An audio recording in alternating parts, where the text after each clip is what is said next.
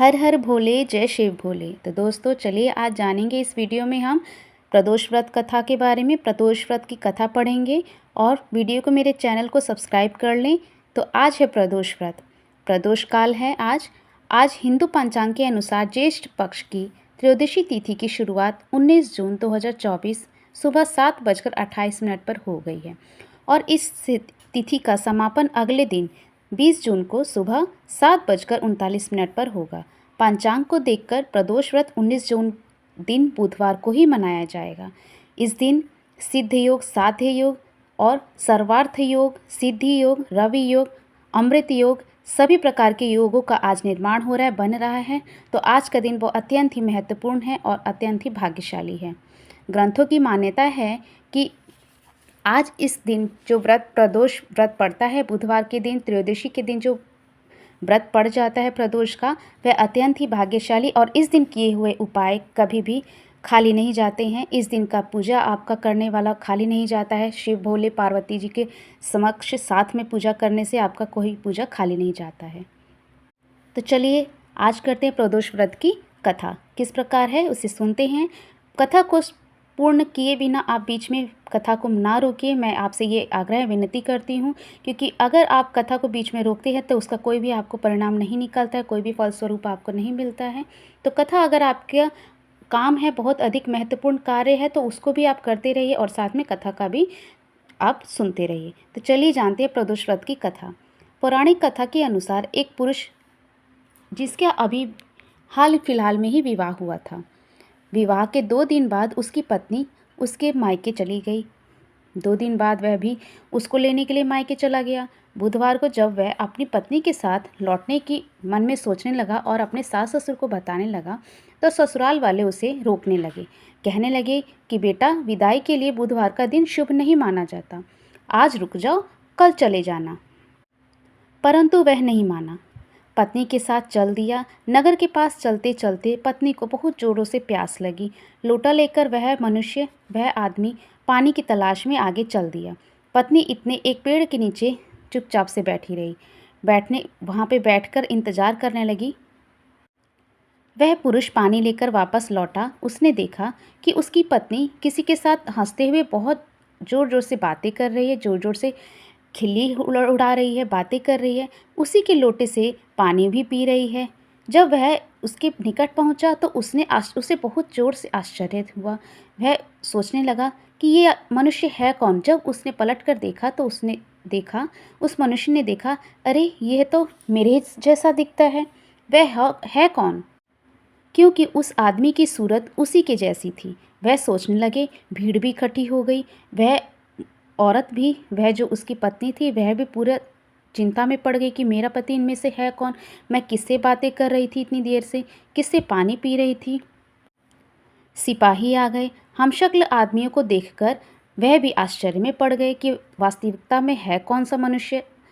तो सभी उसी स्त्री से पूछने लगे कि इनमें से कौन सा तुम्हारा पति है, कौन सा असली है, कौन सा नकली है, बताओ बेटी। वह विचार करने लगी। तब वह शंकर भगवान को याद करने लगी। हाथ जोड़कर प्रभु को याद किया। भगवान से प्रार्थना करने लगी कि हे प्रभु, हमें क्षमा कर दे। मेरे पति ने अपराध किया था कि सास ससुर की बात नहीं मानी अपनी। और वह भी आदमी विचार करने लगा, हाथ जोड़कर प्रभु को याद करके बोलने लगा, हे प्रभु, मुझे क्षमा करें, मैंने अपने सास ससुर की बात नहीं मानी। उन्होंने मुझे मना किया कि बुधवार के दिन विदाई का दिन नहीं होता है बेटा, आज के दिन तुम नहीं जा सकते। परंतु मैं उनकी बातों को नहीं माना और बुधवार को अपनी पत्नी को विदा करा के ले आया। और जैसे ही क्षमा मांगी, दूसरा आदमी लोप हो गया। पति पत्नी अपने घर के निकट पहुंच गए, सकुशल पहुंच गए। घर पहुंचकर वही पति पत्नी दोनों ने नियम पूर्वक उन्होंने त्रयोदशी का व्रत धारण करना प्रारंभ कर दिया। इसलिए बुध प्रदोष व्रत अवश्य करना चाहिए। इस व्रत को करने से सर्व कामनाएं पूर्ण होती है। बेलपत्र के साथ भांग, धतूरे व इत्यादि सामग्रियों के साथ भगवान भोलेनाथ की पूजा करनी चाहिए आज के दिन, और यह जरूर करना चाहिए। बुध प्रदोष को हरी सामग्री का प्रयोग अधिक होता है, जैसे कि आप हरे वस्त्र पहनकर श्री भोलेनाथ जी का पूजन करें, उनको जल अर्पित करें। उनका व्रत कर रहे हैं आज के प्रदोष के दिन, तो उनको व्रत के दिन आज हरी मूंग का दान अवश्य करें। किस प्रकार करें वह इस वीडियो में आप जानेंगे और उससे होने वाले क्या लाभ होंगे। बहुत महत्वपूर्ण लाभ है आज के दिन, क्योंकि आज के दिन जो तिथि बन रही है उसका संयम आपको अवश्य मिलेगा इस उपाय को करने से। तो आज के दिन गणेश जी की पूजा की जाती है। गणेश जी को अति प्रिय दुर्वा जरूर अर्पित करना चाहिए, जो कि उनको अति प्रिय है। बुध प्रदोष के दिन माता पार्वती को हरी चूड़ियों का दान भी आप कर सकते हैं, चढ़ा सकते हैं। चढ़ा के आप दान करें, सुहागिन महिला को दान करें, अथवा आप खुद भी उसका स्वयं भी प्रयोग कर सकते हैं।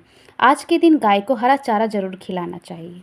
व्यापार की वृद्धि के लिए, व्यापार में आपका वृद्धि हो, घर परिवार सकुशल चले, उसके लिए आपको हरी मूंग आपको आज के दिन दान करनी चाहिए। क्या करना है आपको, 1.25 मीटर हरा कपड़ा ले लेना है और 1.25 पाव आपको हरी मूंग ले लेनी है। 1.25 पाव दैट मीन्स आपको 350 ग्राम करीब आपको हरी मूंग ले लेनी है और दोनों को बराबर रखना है। हरा कपड़े में आप मूंग को बांध लीजिए और बांध के शिव शंकर जी के पास रख के आप अपना पूजन शुरू कीजिए। शुरू करने के बाद जब आपकी पूजा समाप्त हो जाती है, पूर्ण हो जाती है, हाथ जोड़ते हुए जब आप उठते हैं वहाँ से, घर के लिए प्रस्थान करते हैं, पीठ दिखाकर ना चल के, आप पीठ दिखाकर वैसे भी भगवान को जब आप पूजा अर्चना करके अपने घर के मंदिर में भी आपको इस प्रकार करना चाहिए दोस्तों। पीठ दिखाकर आपने जब पूजा कर ली तो पीठ दिखाकर आपको उठना नहीं चाहिए, प्रणाम करते हुए आपको आगे चलते रहना चाहिए। तो जिस प्रकार मैंने बताया आप उस प्रकार करके उस पोटली को जिसमें आपने हरी मूंग बांधी है 1.25 पाव, उसमें उसको आप ले जाकर किसी ब्राह्मण को दान दे, अथवा वहाँ पे अगर पंडित जी है, पंडित बैठे हैं, उनको दान से दे सकते हैं। अगर आपको ब्राह्मण भी उपलब्ध नहीं होता है तो आपको क्या करना है, आपको इस दान को किन्नरों को देना है। जी हाँ, बुधवार का दान किन्नरों का दान भी होता है, किन्नरों को दान देना चाहिए। और इस दिन बुधवार के दिन अगर जिसका बुध कमज़ोर होता है वह किन्नरों को दान दे तो उससे बहुत ही गहरा असर पड़ता है आपकी बुध ग्रह पे। बुधवार का दान, बुध का दान किन्नर को ही अवश्य होता है देना। बुध प्रदोष का यह दान दीजिए, कीजिए, अवश्य ही आपकी आर्थिक तंगी समाप्त हो जाएगी। यह कार्य जो मैंने उपाय आपको बताया है, हरी मूंग का पोटली में बांधकर 1.25 पाव का 1.25 मीटर कपड़ा लेकर आपको दान करना है किन्नरों को, अथवा किसी ज़रूरतमंद को, गरीब को दान देना है या फिर ब्राह्मणों को दान देना है।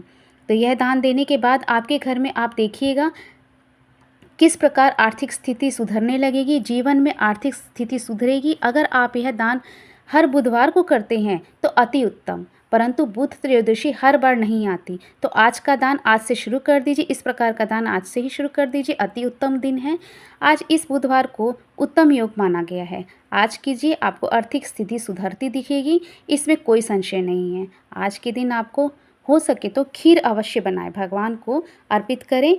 जी हाँ, प्रदोष काल के समय आप खीर बनाकर भगवान भोलेनाथ को अर्पित करें और प्रसाद बांटें, क्योंकि भगवान शिव को खीर अति प्रिय है, उन्हें बहुत पसंद है खीर। इससे क्या होता है, होता ये है कि खीर खिलाने से दाम्पत्य जीवन सुखमय होता है व अखंड सौभाग्य की प्राप्ति होती है। मनवांछित फल देते हैं शिव भोले, और भगवान शिव को खीर बहुत ही प्रिय है। उसके कारण वह आपकी अन्न किस प्रकार घर में बनेगा, किस प्रकार से आएगा, वो आर्थिक स्थिति के ऊपर निर्भर करता है, तो वह आपका सुधारते हैं। तो आप व्रत करें या ना करें, प्रदोष काल में पूजन करें माता पार्वती की और शिव शंकर की पूजा करें। पूजा करने के पश्चात आप खीर बनाकर भगवान शिव को, भोले को आप अर्पित करें। अगर आप मंदिर नहीं जा सकते हैं तो कोई बात नहीं, आपके घर में शिव शंकर जी की मूर्ति है या फिर आपके घर में शिवलिंग भी आजकल बहुत लोग रखते हैं, वहीं पर आप खीर अर्पित करें, चढ़ावें और प्रसाद सब में वितरित करें। और उस प्रसाद को आपको अवश्य ग्रहण करना है, क्योंकि वह प्रसाद आपके लिए ही बहुत महत्वपूर्ण है। क्योंकि प्रदोष काल में आपको शिव शंकर जी के मंदिर तो जाना अवश्य बनता ही है, और खीर बनाकर लेके जाइए, और फिर आने के बाद अपना व्रत का पारण उसी समय कीजिए। खीर से ही अपने मुंह में प्रसाद को ग्रहण करके पारण कीजिए। तो जय शिव भोले, हर हर भोले। कमेंट में लिखना ना भूलें। मेरी वीडियो कैसी लगी शेयर कीजिए, लाइक कीजिए, एंड कमेंट में जय शिव भोले लिखना ना भूलें। और लाइक एंड कमेंट्स आपकी मुझे बहुत महत्वपूर्ण रखते हैं दोस्तों, क्योंकि लाइक एंड कमेंट्स के ज़रिए ही मैं जानूंगी कि आपको मेरी वीडियोस पसंद आ रही है। और मैं अति कोशिश करूँगी कि आपके लिए मैं समय रहते पूर्व आपके लिए तीज त्योहारों के बारे में, उपायों के महत्वपूर्ण उपायों के बारे में, जो एकदम सटीक उपाय हैं उनके बारे में आपको बता सकूं, और आपकी इच्छा अनुसार सामर्थ्य अनुसार मैं कार्य को बताती हूँ। जिसके पास जितना कार्य का समर्थ होगा वही उस प्रकार करेगा। अगर आपके पास कुछ भी नहीं है तो आप अनाज दान कर दीजिए। अनाज का दान कहते हैं महादान होता है, वही कर दीजिए। उससे भी आपको सकुशल की फल की प्राप्ति होगी। तो जय शिव भोले। हर